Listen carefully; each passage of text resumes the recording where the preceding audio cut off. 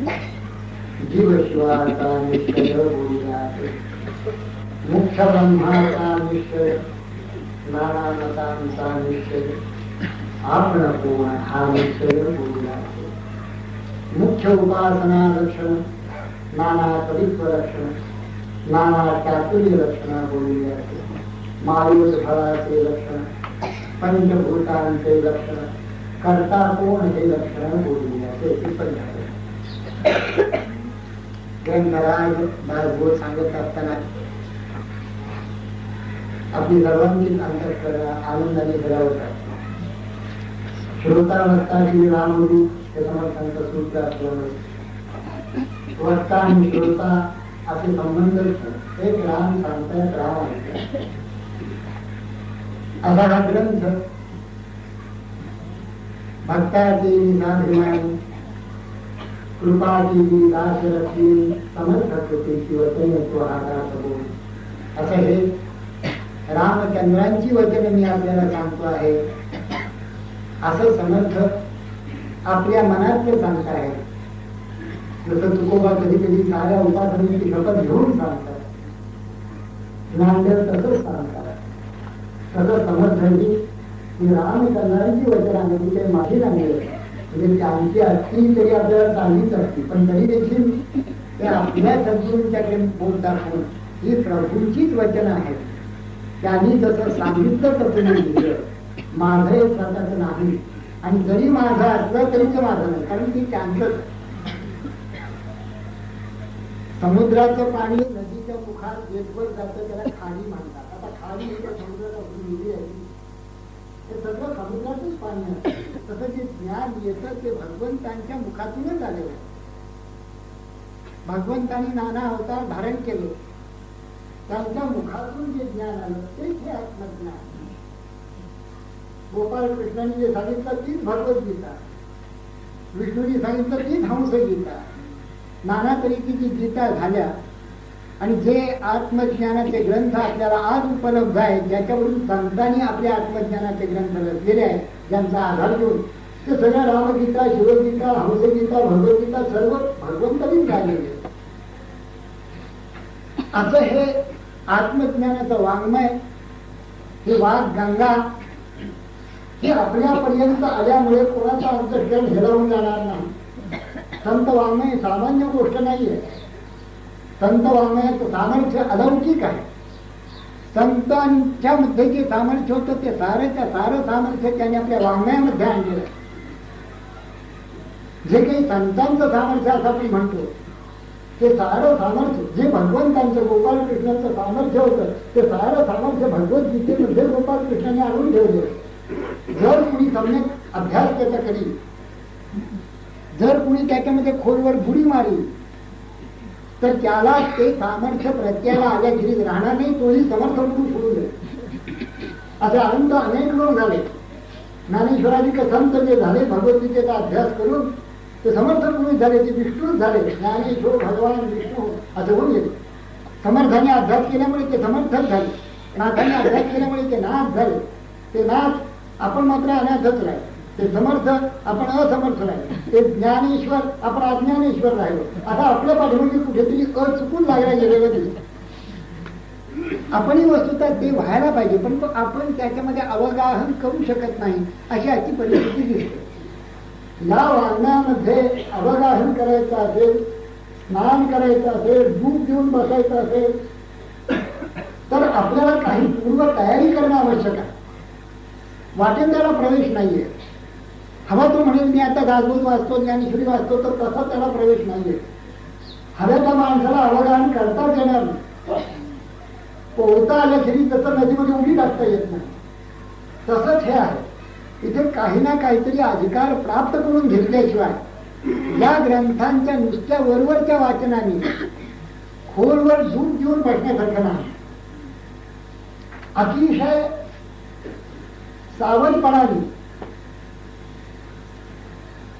सावधपणाने हा ग्रंथ वाचला पाहिजे. प्रत्येक पद काय आहे ते पाहिलं पाहिजे.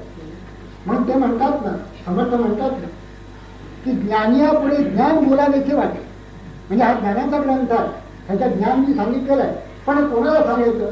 परीक्षावंता पुढे रत्न ठेविता होय समाधान, तैसे ज्ञानी पुढे ज्ञान बोलावे ते वाटते. नाहीतर मग मला बोलताही आलं असतं, पण काही ज्ञानी मंडळी जमलेली आहे म्हणून मी सांगतो आहे असं समर्थांचं म्हणणं. हे ज्ञानी माणसांसाठी आहे. अर्थात तत्पूर्वीची जी साधना ही झालेली आहे असं गृहीत आहे. अंतःकरण प्रेमाने रंगलेलं आहे, भागवत प्रेमाने रंगलेलं आहे, नामस्मरण चालू आहे, ध्यान धारणा सद्गुरू कृतीने चालू आहे, आहार विहार युक्त आहे, डोळे जे पाहत आहेत तेच पाहत आहेत, बाकी सगळं वर्ग केलेलं आहे. नायक आवे ते कानाची वाणी, न पाहावे ते जिठीची गाडी, अवाच्य ते टाळीची भजिदा, अशी अशी साधना चालू आहे. अशा प्रकारची साधना चालू असताना या ग्रंथांमध्ये जो कुणी अवगाहन करण्यासाठी उतरेल, स्नान करण्यासाठी उतरेल, त्याला मात्र अवभृत स्नान झाल्याची राहणार नाही असे हे ग्रंथ आहे. काय ग्रंथामध्ये आहे ते आपलं चालू आहे. या दासबोध ग्रंथात आहे तरी काय, आपल्या जीवनाशी त्याचा काय संबंध आहे ते चालू आहे. तिथे जीवशिवाचं ऐक्य म्हणून सांग, मुख्य ज्ञानाचा उपदेश केला म्हणून सांग, मुख्य देव कोण, मुख्य भक्त कोण ते सांग, मुख्य उपासना प्रकार काय ते सांग, मायेचा उद्भव कसा झाला ते सांगितलं. असं सगळं सांगून ते म्हणतात नाना चिंत निवारी. शंका असतात, मंडळींच्या शंका असतात, नाना तऱ्हेच्या शंका. दासबोध ग्रंथांनी त्यांनी घेतलेल्या आहेत, शिष्यांनी शंका घेतलेल्या आहेत, समर्थांनी त्या शंकेला उत्तरं दिलेली आहेत. ज्या ज्या काही शंका समोर आल्या त्याला उत्तरं देणं हे सद्गुरूंचं कामच असतं. सत्शिष्यांनी प्रश्न विचारावे, कल्याणांसारख्यांनी प्रश्न विचारावे आणि समर्थांनी उत्तर द्यावं. अथवा एखाद्या तुमच्यासारखी सामान्य मंडळी तिथे कुणी जर असली आणि त्यांनीही प्रश्न विचारले असते तरी त्यांनाही उत्तर दिलेलं आहे. अशा प्रकारचे नाना चिंत, नाना शंका ज्या आल्या होत्या, कुठेतरी मनामध्ये असं वाटत होतं की मला नाही कळत. समर्थांनी ज्यावेळेला सांगितलं कैची माता कैचा पिता, कैची बहीण कैची भ्राता, कैची सुरुदे कैची वनिता पुत्र कलेक्टर, हे तू जाण मायेची अवघी सोयरी सुखाची, असं सांगितलं बरोबर शंका येते. मग आम्ही जर बोलतच असू, आम्हाला तरी आमची वाटतंय, तुम्ही म्हणताय कैची माता कैची पिता, आम्ही तर आतापर्यंत आई बहीण भाऊ हे सगळे आमचे मानले, मग आमचे नाहीत असं तुम्ही म्हणता, मग कोणाचे आहे शंका आली. हे मग सगळी मंडळी आहेत तरी कोणाची. आणि जर आम्ही या संसारामध्ये बुडत असू माझे माझे म्हणून, तर त्या बुडण्याला आता काढणारा कोण आहे. मी बुडतो आहे समजा, काढणारा कोण आहे, कोणाला शरण जाऊ, काय तो उपदेश त्यांचा, हे सगळं सांगणं प्राप्त आहे, आपोआपच आहे. माझी नाहीत असं जर म्हटलं तर ही मंडळी आहेत तरी कोणाची. त्या ते म्हणतात तुझे तुझं नव्हे शरीर, तिथे इतरांचा कोण जोजार. आणि बाकीची मंडळी सोडून दे, ती बायको आहे, ती बहीण आहे, ते यजमान आहेत, भजी आहेत, हे इष्टमित्र आहेत, हे घरदार आहेत, हे सगळी जी काही गोळा केलेलं आहे ते माझं म्हणतो हे तर ते सोडूनच दे. पण तुझं शरीर जे अत्यंतिक तुला जवळ आहे आणि ज्याच्यावर तुझा हक्क आहे असं तुला वाटतंय माझं शरीर म्हणून, ते देखील तुझं नाही कोणाचं आहे. पुष्कळ लोक म्हणतात ते माझं शरीर, त्यांनी जे नानाचं वर्णन केलेलं आहे आणि खरंच ते त्यांचं. यमराज म्हणतात की आमचं ताब्यात येणार आहे, बरं वाढ चांगला घट्ट पुढचं आणि तुला घेऊन जा. माझं शरीर असं म्हणतो, हे शरीर इथे असं नाही, मग बाकी त्यांचं काय. तुझे तुझं नव्हे शरीर, त्याची इतरांचं कोण जोजार. मग आता काय करावं, एक भावार्थ धर, भावार्थाचं भलं संपादन कर आणि ईश्वराला शरण घे. काय म्हणून ईश्वराला शरण गेल्यानंतर माझ्या मनामध्ये जो संदेह आला, ईश्वराला शरण गेल्यानंतर कळेल की तू, तुझा देह आणि तू हे अत्यंत विभक्त आहे, अत्यंत अलग आहे. देह म्हणजे तू, हे जे समीकरण मांडलेलं आहे ते सगळं समीकरण विस्कळीत होऊन जाईल. देह तू नव्हेच आहे हा बोधावर येशील. मी देह नसून मी सच्चिदानंद आहे, तोच मी आहे या बोधावर येईल. अर्थात मग या बोधावर आल्यानंतर देहाला लागलेला प्रपंच करत असताना देखील हा देहाचा प्रपंच माझा नव्हे, कारण देहच माझा नव्हे असं तुला समजत वाटत. तू सोहम हंसार ऋण होशील, मी सांगतो या मार्गाने ये असं समजत. अशा तऱ्हेचे नाना बुडणाऱ्या माणसाला ते सांगतात आणि धडपुडी भगवत भक्ती करा, त्यांनी मोकळा होईल. हे विश्व झालं कसं, याच्यात हा जो शंका, ही शंका त्या एकाने घेतली की विश्व झालं कसं. तुम्ही म्हणता भगवंतानी केलं नाही आणि विश्व आपोआप झालं नाही, मग झालं कसं. त्याला उत्तर दिलं अरे ते झाले की नाही, आजात अरे जे झाले की नाही त्याची वार्ता पुसती काय. दोरी करता भुजंग, अरे दोरी आहे म्हणून भुजंग दिसतोय तुला. तसंच परमात्म्याचा अधिष्ठान आहे, त्याच्यावर हे विश्व भासतंय. भुजंग कसा खोटा, तसं विश्व देखील खोट. खोटं मग आम्हाला दिसतं ते का प्रश्न आला. शंका आहे. खोटं म्हणतात नाही दिसतंय का, झाले ते पंचभूतिक, तुझा देह होई तदात्मक, म्हणून या अविवेक संचला बापा. जे विश्व झालं ते पंचभौतिक झालं, तुझा देहही पंचभौतिक, मग दोघांची गट्टी जमली आणि विश्व हे तुला खरंच वाटायला लागलं. ज्ञानी पुरुषांचा देह देखील पंचभौतिक राहत, ज्ञानी पुरुषाचा देह देखील ज्ञान स्वरूप होत, ब्रह्मरूप काया होत असे चिंतनी, असं तो कोण म्हणे. ज्ञान ब्रह्मी भोग ब्रह्म तनु, ब्रह्म तनु ब्रह्मरूप होऊन ब्रह्माचा भोग घेते. कणा कणानी निनादत, कणा कणाने असं लक्षात येतं की शरीरातला कण आणि कण नामस्मरणात रंगून गेलेला आहे, त्या सोहमबोधात रंगून गेलेला आहे. असं ज्याचं झालं त्याची तनु देखील मग जड राहत नाही, ती देखील चैतन्य रूप होऊन जाते. संतांचे देह जे असतात त्या देहाचा देखील उपयोग. अनेक प्रश्न विचारलेले, नाना चिंत निवारले, ते प्रश्न आपल्याला पुढे येतच असल्यामुळे. पण हा पहिला समाज अत्यंत महत्वाचा मला वाटतं. ह्याच्या सर्व तालगोलाचं सारच येऊन धरल्यामुळे सूत्र रूप आहे. तरी देखील सगळे आले नाही असं समर्थांचं म्हणणं आहे.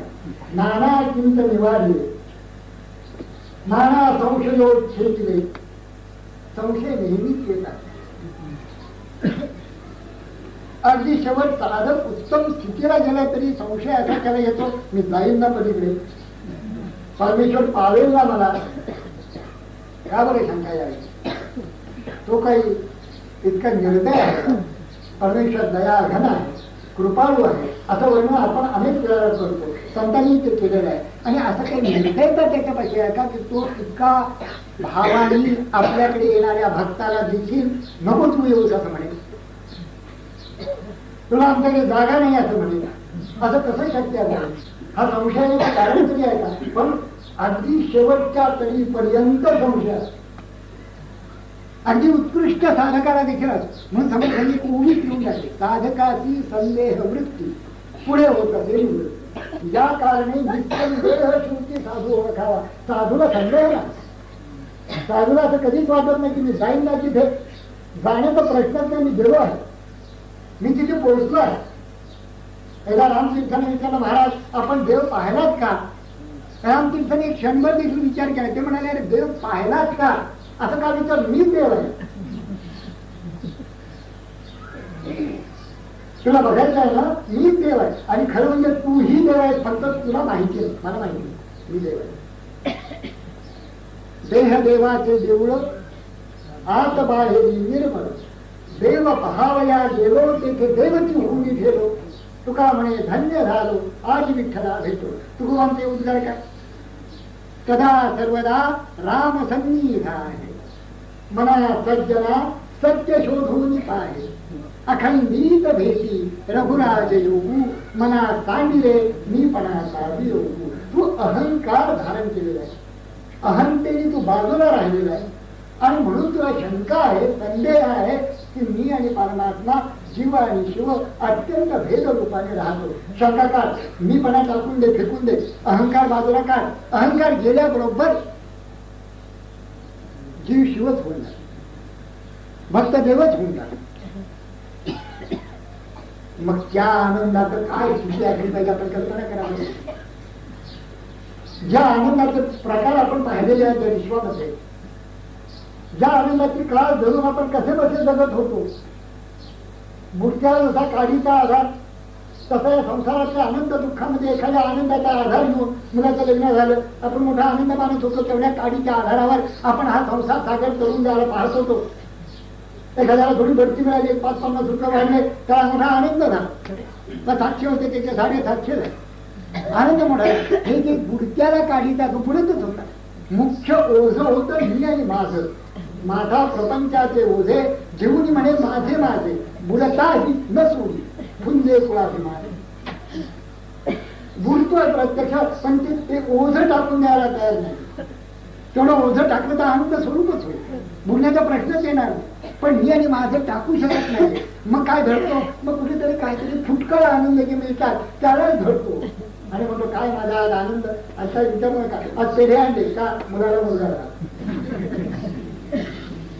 पेढेच वाटायचे झाले तर मला ब्रह्मज्ञान झाला, मी आज परममुक्त झाला, मी आज परमहंस झाला. जे समर्थाने सांगितलं होतं, जे ज्ञानदेवांनी सांगितलं होतं ते माझ्या प्रत्याला. त्याचे अलीकडे जर आनंद मानायचाच असेल तर 24 तास नामाशिवाय काय राहिलोच, अखंड नाम चालू होत, एक क्षण देखील असं वाया गेला नाही. हे पेढे असं वस्तुतः पाहिजे होत. म्हणजे आनंद जर कशात असेल तर तो नामात आहे.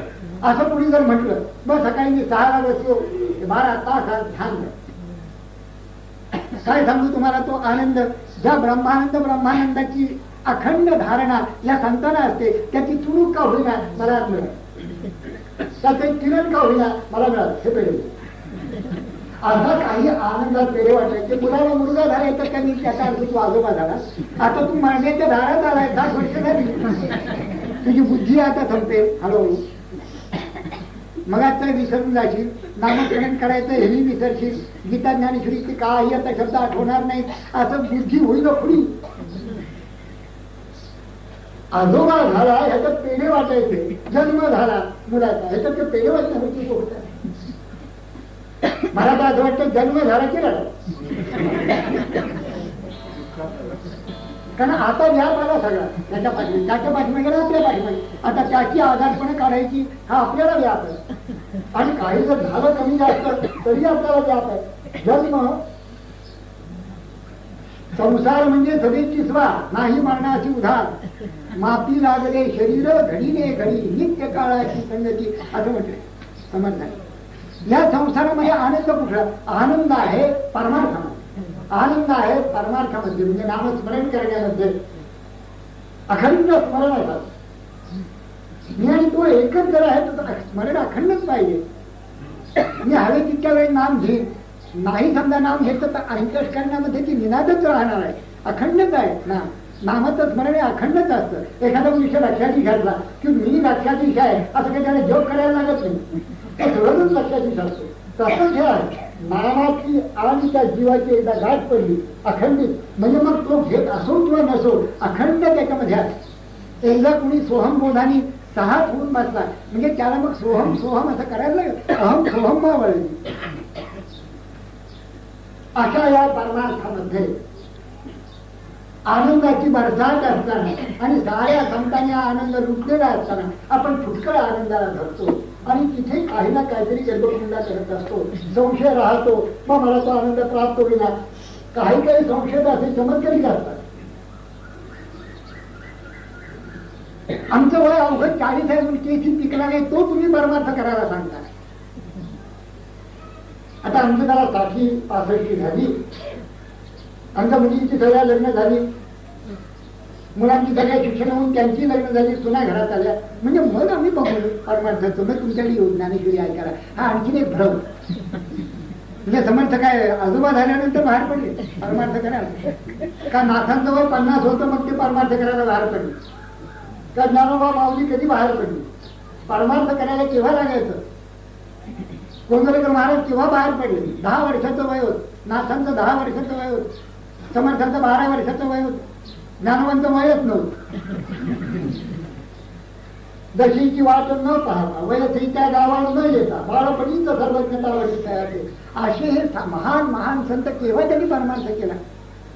ज्ञानदांचं किती वयात परमार्थ केला, तो नचिकेताचं वय किती, 15-16 वर्षाचा नचिकेता. तो यमराजाच्या दारात जाऊन बसलेला, मला ब्रह्मज्ञान दे, तू माझा गुरु आहे. जिथे जायला आपण सगळे घाबरतो त्याच यमराजांच्या दारात जाऊन नचिकेता बसलेला आहे की मला तो ब्रह्मज्ञान सांग. शंका काय, कशाची शंका, इथे शंकाच असू नये, पण तरी देखील शंका राहतात, त्या शंका फेडण्याचं काम मी केलेलं आहे असं समाधान म्हणतात. नाना चिंता निवारले, नाना संशय छेदले, नाना आशंका फेडले, नाना प्रश्न, काही आशंकांना उत्तरं दिलेत, नाना प्रश्न विचारलेले आहेत लोकांनी. काही बऱ्यापैकी आहेत, काही अगदी सामान्य आहेत. काय आहे, ज्ञानेश्वरीमध्ये देखील प्रश्न आहे, पण ते अर्जुनाचे प्रश्न आहे आणि भगवंत उत्तर देत आहेत त्याला. अर्जुनाचे प्रश्न जे आहेत ते सर्व विश्वाला ज्ञान व्हावं यासाठी व्यासाने निर्माण केले. समर्थांच्या पुढे जे प्रश्न विचारणारे आहेत ते आपल्यासारखी मंडळी साधारणतः आहे आणि त्यांनी विचारलेले प्रश्न आहेत आणि समर्थांनी उत्तर दिले. समर्थांचा हा ग्रंथ आपल्याला अधिक जवळचा आहे. अर्जुनाचे प्रश्न फार मोठ्याचे प्रश्न देखील कळत. एवं सतत युक्ता ये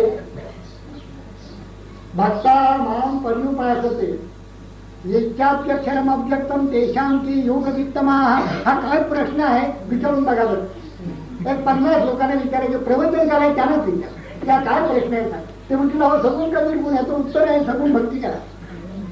महाराजांच्या पहिल्या प्रश्नाचं उत्तर हा सगून भक्ती करा हा एक भ्रम. आता तो भ्रम कोण काढणार कोणाला आता काही त्या प्रश्नामध्ये नाही.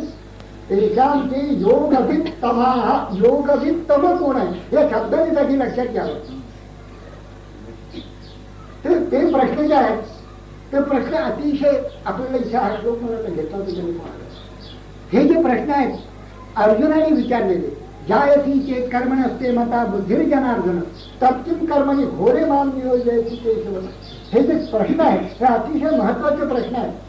मूळ तत्वज्ञान प्राप्त झाल्याखेरीज त्या तत्वज्ञानाचा सम्यक अभ्यास केल्याखेरीज ज्या प्रश्नाची उकलच होऊ शकत नाही. प्रश्न देखील करणार नाही. जर तुला कर्मापेक्षा बुद्धी श्रेष्ठ वाटते तर तुम्हाला या कर्मामध्ये आणि त्याच्या तुला घोर कर्मात का प्रवृत्त करतोस. आता संचलन ही मला कृष्ण प्रमाची बरोबर दृढम तस्याहम निग्रहम म्हणजे वायुनी वसुदृष्ट संन्यासम कर्मणाम कृष्ण पुनर्योगंच शंसती या श्रेय एकयोर एकम तन्मे ब्रूहि सुनिश्चितम. एकदा संन्यास सांगतो एकदा योग सांगतो म्हणजे भगवंतांनी संन्यास आणि योग एकच आहे. त्याला संन्यास असं म्हणतात तो योगाखेरीज काही नाही. आरुक्षोर गुणे योगम कर्म कारण मुच्यते योगारूढस्य तस्यैव क्षमा कारण मुच्यते यम संन्यासम इति प्राहु योगम तम विद्धि पांडव नय्य संन्यास संकल्पो योगी भवती कष्टन. हे प्रश्न आणि त्यांची उत्तर हे आपण 14 वर्ष बघितले. पण साधे साधे प्रश्न आमचे तसेच राहिले. आम्हाला कळलं की भगवंताने असं सांगितलं की संन्यास आणि योग एकच आहे पण आम्ही योगी नाही संन्यासी. मग आमचं काय. आम्हाला कळलं की कर्मापेक्षा बुद्धी श्रेष्ठ आहे आम्हाला कळलं आणि बुद्धियुक्त हो योगयुक्त हो असं भगवंतांनी सांगितलं. त्याच्यावर उत्तर दिलं. आम्हाला ते उत्तर आणि ते प्रश्न सगळे पाठ झाले पण आम्ही कुठेच नाही त्याच्याजवळ. आजच एका ग्रंथाचं प्रकाशन समारंभामध्ये बोलत असताना हा विषय आपण बंद होते केरूर माझ्या हस्ते समारंभ होता प्रकाशनात तर त्याच्यावर बोलत असताना गीतेचे शब्द आपण नुसते वाचतो. काय प्रणिपात हा शब्द वाचल्यामुळे आपला बोध झाला प्रणिपातच नाही. आम्हाला अजून पाठ म्हणजे पडणं देवाच्या द्वाराजवळ हे देखील नाही. निपात हे तर माहितीच नाही. आणि प्रणिपात अहम वाचा चित्त अंग देऊन या शरण निघ महोदशी का गांग निघाले जायचे. हे अतिशय अवघड गोष्ट आहे. प्रणिपाताची मला ते खरं वाटत नाही कुणी प्रणिपात तसं मी सद्गुरूंना शरण दे तर प्रणिपातेनं परिप्रश्नेनं सेवया. प्रश्न काय विचारणार. आमची बायको कधी दुरुस्त होईल विचारणार. काय विचारणार सगळं परिप्रश्न किती अवघड आहेत विचारणं. आपली तयारी झाल्याशिवाय प्रश्नच संभवत नाही. एक तर गप्प तरी बसावं प्रश्नच विचारून आणि विचारला तर काही तयारीविषयी विचारायला लागतात. भगवद्गीतेचे जे शब्द आहेत संन्यास योग तस्मात योगी भावा अर्जुन आम्हाला काहीही कळत नाही. हे शब्द आपण वाचतो पाठ करतो सबंध 700 श्लोक पाठ भेटणारी मंडळी पुष्कळ उदंड आहे परंतु त्यांना त्याचे काही शब्द आहेत ह्या शब्दाच्या अंतरंगामध्ये प्रवेश नाही. ते प्रवेशद्वार बंद आहे. कशाने बंद आहे कशाने उघडणार. गुरुकृपा त्यांची केली जेणे द्वैत कपाटे उघडली एकथा जेणे बुद्धी प्रकाशनी द्वैत कपाटे उघडली एकथा. जर सद्गुरू सापडतील आणि ते देखील सद्गुरू पाहिजे गुरु नको. गुरु पाहता पाहता लक्ष कोटी बहुसार मंत्रावळी शक्ती मोठी मनी कामना चेतके भातनाता ज्यांनी व्यर्थ रे तो नव्हे मुक्तीला. यांना ते गुरुच म्हणत नाही. ज्यांनी भक्त ज्ञानी विवेकी विरागी कृपाळू मनस्वी मनस्वी कृपाळू नव्हे मनस्वी म्हणजे मन जिंकणारा कृपाळू मनस्वी क्षमावंत योगी प्रभू दक्ष व्युत्पन्न चातुर्य जाणे तया ते योगे समाधान नव्हे तेची घाळे कळू लागले सज्जना ते बोले अनुवाच्य ते वाच्य वाचे वदावे. किती गोड आहे सगळे. हे वाङ्मयच असं आहे की हे वाचत असताना जर पुढे आपल्यासारखे तत्वज्ञ पुरुष आणि मंडळी जर त्याच्यामध्ये शिरले अवगाहन केलं काय बाकीचं काही बघणार नाही त्याला वेळ लागेल. वेळ लागेल म्हणजे चांगलं वेळ देवाच वेळ ते वेळे होतील. आपण सिनेमासाठी वेळे होतो की नाही, आपण खाण्यासाठी वेळे होतो की नाही. आज भजी पाहिजेतच 60-70 वर्षाची माणसं आज भजीच करावं लागेल. सांगितलं तर भजी करा नाही. आपण चातुर्मास चालू आहे की भजीची विचारली गेली थोडं चातुर्मास चालू आहे आता थोडी दिवस राहील. नाही नवऱ्या पुढे चातुर्मास कसा सगळ्यांनी असं सांगितलं की पती आज्ञा प्रमाण मानली पाहिजे.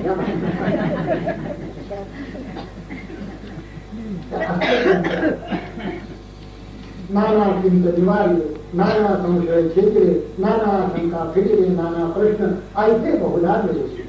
आता अनेक प्रकार आहेत निरूपण केले बहुधा निरोचले. ग्रंथ काही जे बोलले त्या अवधीच्या अनुवादाने नव्हे करा. जेवढं म्हणून मी या ग्रंथामध्ये सांगितलेलं आहे त्या सगळ्याचा अनुवाद एकाच समासामध्ये कसा आणता येईल. समर्थ म्हणतात अगदी सूत्रमय सांगायचं झालं तर एका समासात ते आणता येणार नाही. म्हणून ग्रंथ गर्भामध्ये काय काय मी सांगितलेलं आहे या ग्रंथामध्ये त्या हळूहळू आपण पाहूया. सगळ्याच्या सगळ्या एका समासात येणार नाही. अंधळ ते करा तथा अवघादास बोध. मला लोक विचारायला अहो अशा तर 3-3 वगैरे तुमच्या चालल्या तर कसं व्हायचं म्हणजे कसं व्हायचं म्हणजे आमच्या हयातीत हे मला सगळ्या दाजवत तर ऐकायचं वय 65 वर्षाचं आहे पण आता या सगळ्या तुमच्या ह्या स्पीडनी हा एवढा ग्रंथ त्याने एकच पान झाला हा एवढा ग्रंथ इतकी पानं जर उघडायची झाली तर तुम्हाला किती. तर त्यानं मी आश्वासन देतो की असं होणार नाही. हे पहिला जो समाज आहे एवढ्या पुरतच हे सगळं तंत्र होतं. कारण काय दासबोध ग्रंथात आहे की पहिल्या समाजात समर्थांनी सांगितल्यामुळे आता बाकीची समाज आहे त्याला 2 किंवा 3 आठवडे 2 किंवा 3 प्रवचन एक समाज होऊन देतो. तथापि अवघा दासबोध दशक फोडून केला विषय. मी दशक लिहिले 20 दशक केले. दासबोध सगळा एकत्र सांगितला म्हणजे ते 20 दशकामध्ये ते त्याच्या गेली. जसं मिलिटरी अकाउंट्स ऑफिस त्याचे जे सेक्शन्स असतात तसे पाडले. हा संसारिकासाठी आणि मग सांगून टाकला संसारिका कळे काय अर्थ येशीचा माया जाळे दृष्टित होय तो निरूपणी कामार नाही. संसारिका काय कळे काय अर्थ येशीचा असं सांगून टाकलं त्यांना. नुसतं संसार करणाऱ्या मंडळींना हे कळायचंच नाही पण संसाराचं चित्र उभं संसाराचं चित्र काय ते उभं आणि इतकं करून आधी प्रपंच करावा नेते काय हे सांगितलं. येऊ आपण त्याच्यावर काय त्यांच्या म्हणण्याचा भाव आहे. तथापि कारण काय काय काय गोष्टी समर्थ वाढल्यात अशा आहेत की आपल्याला जरा बरं वाटतं. तिथे तुकाराम नगलो खावया न वाढो संतान नको आपलं सकाळच्या प्रहरीचं विनेवर बुवा वाटले आणि म्हणायला लागले नमिळो खावयानं वाढो संतान तर आत्मधनं काही पोळपाट लाटणं काय ते घेऊन बाहेर येईल की तुम्हाला ही दुर्बुद्धी सकाळच्या राम तसं इथे काही सांगितलं. प्रपंची जो सावधान तो परमार्थ करील फार चालू आम्ही सावधपणाने प्रपंचात पण त्यांचा सावधपणा काय आहे समर्थांचा त्याच्या येईल आपोआप म्हणजे आपण सावध नाही ते कळेल. कारण सगळ्या संतांना शेवटी मुक्काम एकच आहे आणि सांगायचंही एकच आहे. फक्त तपशिलामध्ये जगाचा जनमानस हातात धरून काही संतांनी त्यांना हाताला धरून असे नेलेले आहे आणि काही बोल दाखवलं. ज्ञानेश्वर महाराज असं बोल दाखवतो आणि काही काही मंडळी कैसे बोलताना दाखवू तुला घ्या अनुभव म्हणून त्यामुळे मग आणखीनच बघायला.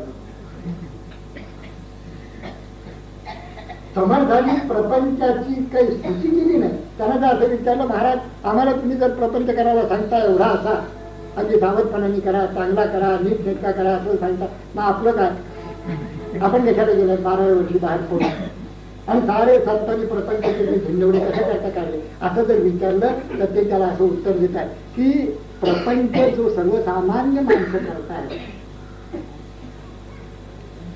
तो भगवंताला विसरून करतात स्वरूपाला विसरून करतात. हा संसार म्हणजे जन्म आणि मृत्यू याच्यामध्ये जेवढं काही जीवन यात्रा जीवाची आहे त्याचं फलित एकच आहे आत्मदर्शन स्वरूप बोध, स्वरूप आनंद, हे त्याचं फलित आहे. हे फलित विसरून संसार करतात, म्हणून संसाराचं त्या मंडळींनी निराकरण केलं. पण मी असं म्हणतो की तुम्ही हे लक्ष पक्क धरा, मला तरी संसार करा. संसारातही संसार झाला आणि हे लक्ष, पण एकदा लक्ष तिथे दिलं की संसार ज्या पद्धतीने आम्ही करून पाहतो ती पद्धत संपते, तो संसारच संपतो. अवघात संसार सुखाचा करील, आनंदे भरीन तिन्ही लोक, असा संसार होतो. तेव्हा सांगायचं म्हणजे ज्या जिथे जायचं जे मुक्कामाचं ठिकाण आहे ते साऱ्या संतांचं एकच असून सांगण्याचं तंत्र एकच आहे.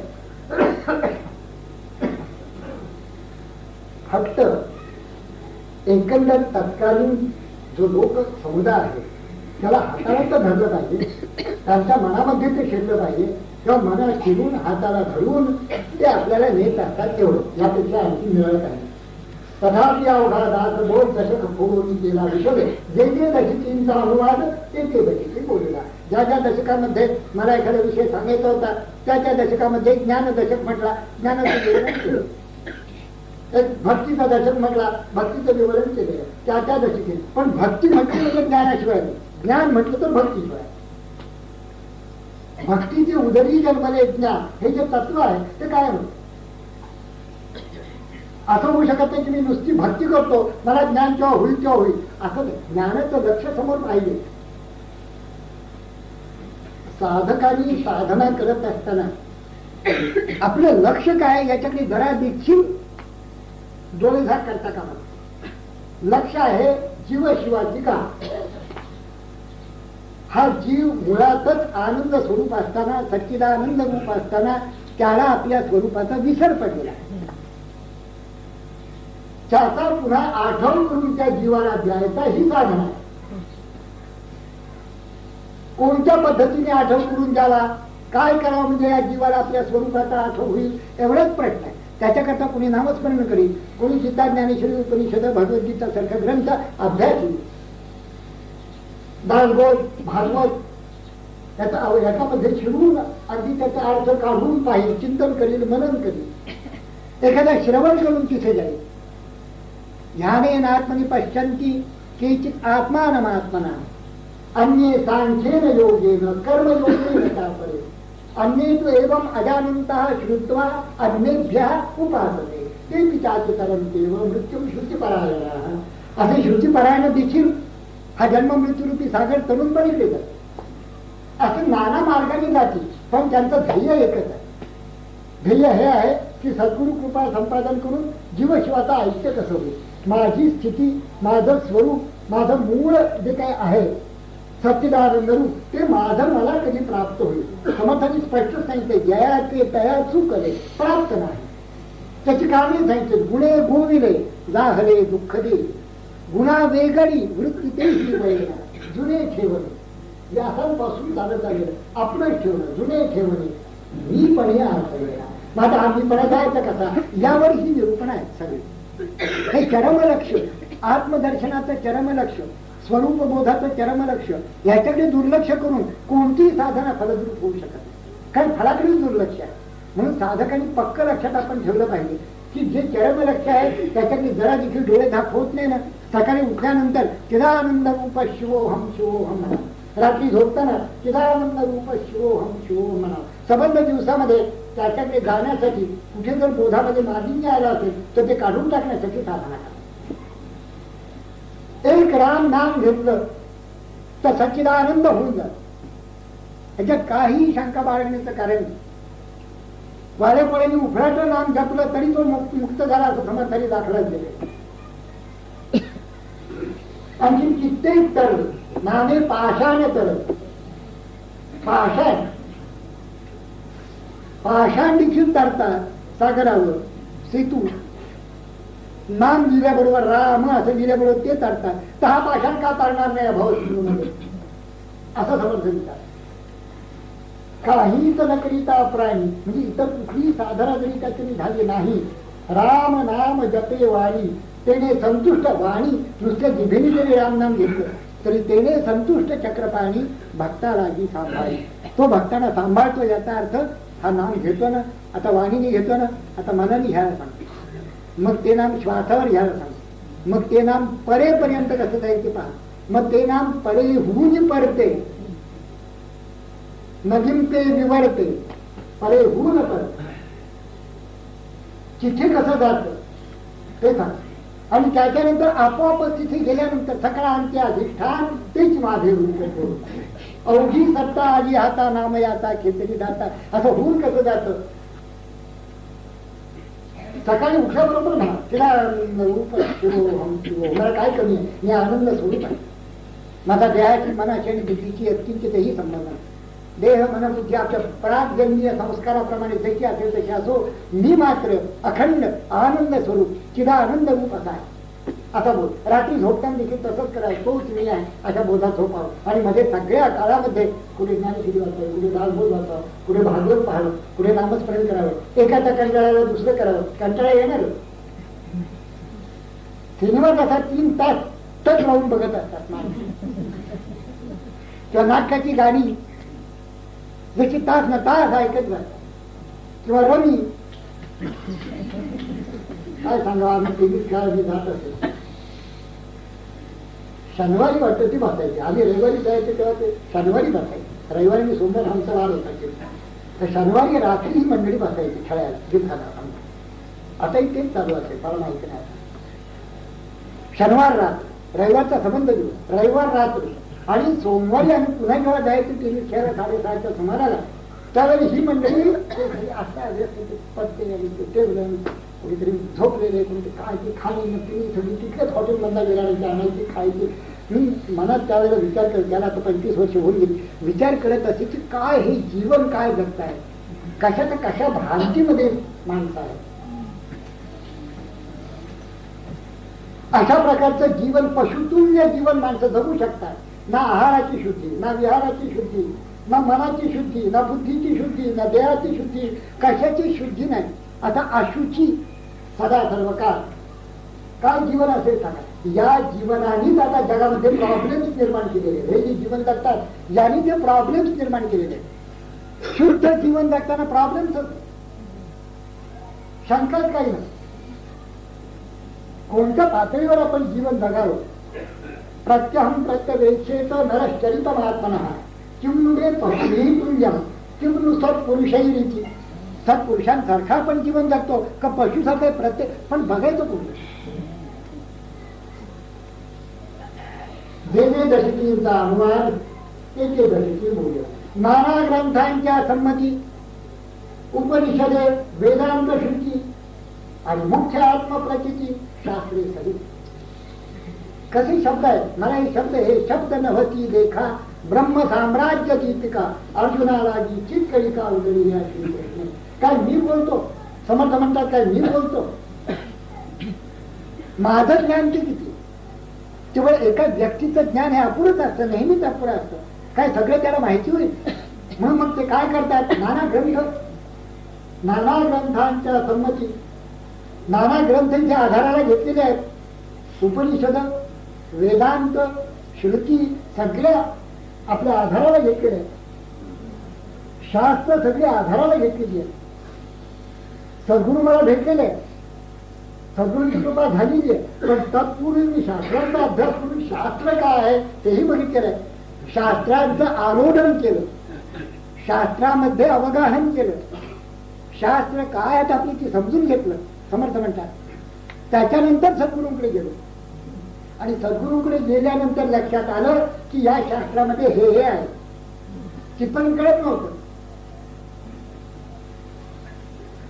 लक्षात घ्या की जोपर्यंत सद्गुरू कृपा होत नाही तोपर्यंत शास्त्र देखील कळत.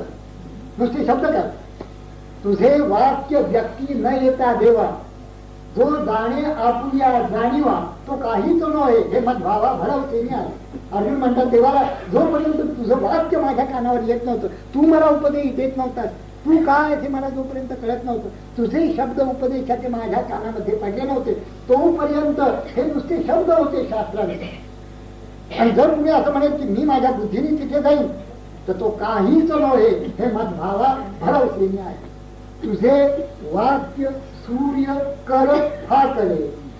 आता इथं तुझे वाक्य सूर्य कर फाकरे आणि ऋषी मार्ग होते जे कथिले त्या आठवड्यांचीही फिटले अनोळखपण. आता अनोळखपण फिटलं सगळ्या ते जे मार्ग त्यांनी सांगितले होते बरोबर ओळख झाली त्या मार्गाची. कधी तुझे वाक्य सूर्य कर फाकले काय, तुझे वाक्य हा कुणी सूर्याची किरण, ज्ञान सूर्याची किरण ती माझ्या अंतःकरणामध्ये प्रकाशित झाली. आणि मग लक्षात आलं की ऋषींनी सांगितलं होतं ते हे त्यांचा अनोळखण फिटलं. आता मला ओळख झाली. तसं नाना ग्रंथांच्या संमती मी नाना ग्रंथ वाचलेच होते. सर्व ग्रंथांचा मी सम्यक अभ्यास केला होता समर्थ म्हणतात. पण गुरुकृपेशिवाय ते कळलं ना. गुरुकृपा झाल्यानंतर ते ग्रंथ कळले आणि मग आत्मप्रचितीनेही लक्षात आलं की तेच शास्त्र प्रचिती, गुरु प्रचिती आणि मग मीही प्रचिती घेतली आणि मग ग्रंथ सांगितला. या तऱ्हेने ग्रंथ लिहायचे. आधी शास्त्रांचं आरोढण व्हायला पाहिजे, अभ्यास व्हायला पाहिजे, समजा गुरु कृपा संपादन करायला पाहिजे, आपण प्रचिती घ्यायला पाहिजे. मग तिन्ही प्रचिती ज्या ठिकाणी एक वाटतात त्यांनी लिहिलेला ग्रंथ हा विद्वान मान्य, जगत मान्य, साधक मान्य, सिद्ध मान्य, संत मान्य असं होऊन पहा. एक तरी संतांचा ग्रंथ कुठेतरी फेकून दिला म्हणजे असे लोक आहेत बरं का फेकणार ते नाही. आणि जाणकार तज्ञांनी साधकांनी कधी म्हटलंय माझ्याकडे कालच 500 वर्षापूर्वी नाथांनी त्याच्यावर टीका केलेली आहे. असा छोटा ग्रंथ माझ्या हातात. मला आश्चर्य वाटतं तो रद्दीत होता एका साधकांनी मला आणून दिला. रद्दीत होत नाही, ज्याच्याकडे होता तो रद्दीत पडला होता. त्यांनी ते बघितलं त्याच्यामध्ये गमागमत्यम गमनादी शून्य हा श्लोक आहे. आणि गीतेचा 19वा अध्याय योगाचा अध्याय, त्या अर्जुनाला योग भगवंतांनी शुद्ध योग सांगितलेला आहे तो अध्याय असं म्हटलं जातं. तर त्या 19व्या अध्यायावर नाथांनी विवरण केलेला ग्रंथ कालच माझ्याकडे काल परवा 2 दिवस झाले. ते मी जेव्हा चालतो तेव्हा लक्षात येते किती सुंदर तऱ्हेने आणि किती सुसूत्र, किती सोपं सुलभ असं विवरण योगशास्त्राचं नाथांनी केलेलं. भगवंतांनी अर्जुनाला सांगितलं ते संस्कृत श्लोक देखील सोपे आहेत म्हणजे तशी तिथे त्या त्याचीच भाषा आहे. आणि नाथांचे त्याच्यावर विवरण जशी नाथांची इतरत्र भाषा आहे तशीच आहे. मलाही माहिती नव्हतं की गीतेला 19वा अध्याय असू शकेल. अजूनही मला माहिती नाही. माझ्या अजून खात्री पटायला बऱ्याच गोष्टी अजून पाहिजे, तसे पुरावे अजून मिळाले पाहिजे. पण योगाचा असा अध्याय आहे मात्र याची सूत्रबद्ध ग्रंथांच्या संमती, सद्गुरु कृपा, आत्मप्रचिती आणि मग बोलू. नाना ग्रंथांच्या संमती, उपनिषदे, वेदांत, श्रुती आणि मुख्य आत्मप्रचिती. प्रचितीच नाही ज्या माणसाला कधी काय ग्रंथ द्यावे सांगत नाही त्यांनी हा गोंधळ झाला. एक म्हणतो सगुण शेख, एक म्हणतो निर्गुण शेख. बरोबरच आहे. समर्थांनी सांगितलं गोडी काय या कारणी गुळ लागे ते. आता सगुण निर्गुण जर तुम्हाला कळायचं असेल प्रत्यय आणून द्यायचा तर गुळाचा खडा द्यायचा. गुढी पाहिजे तर गुढी निर्गुण आहे, गुळ सगुण आहे. तोंडात खड्या टाकलं नाही कळलं का तुला गुढी काय ती. मुका जर असेल तर सांगता येणार. मुक्याने गुळ खाल्ला गुढी नाही सांगणार. तसं आम्हाला घडलं असं म्हणतात. मी मुका झालो असं समर्थ म्हणतात. फुलांचा सुगंध, सुगंध निर्गुण आहे पण सुगंध जर पाहिजे कसा असतो गुलाबाचा सुगंध हे पाहिजे नाकाशी. आता ते फुल आणि गुलाबाचा सुगंध याच्यात काही फरक आहे का. सुगंध त्यातला काढला तो गुलाबाच राहत नाही, उजेड काढला दिवाच राहत नाही, प्रभात काढली चंद्राच राहत नाही. समग्र दीप्ती घेता जी दीपुची हाता तैसे जे करता तत्वता शिवची लाभे. निर्गुणाला शोधत असताना सहजच सगुणाचे सगुणाकडनं तुम्ही सुरुवात केली सहजच निर्गुणाला येतो. तुझं निर्गुण सगुण म्हणून ती निर्गुण रे तू सगुण निर्गुण एक गुढी रे. तुम्हाला गुढी करायचं तुम्ही ढाला अभ्यास कुठे बरं गुढी नाही कुठे नाही म्हणतो बघ गुढ आहे ना खाल्ला तो हा काय गुढी कळेल गुढी कळला.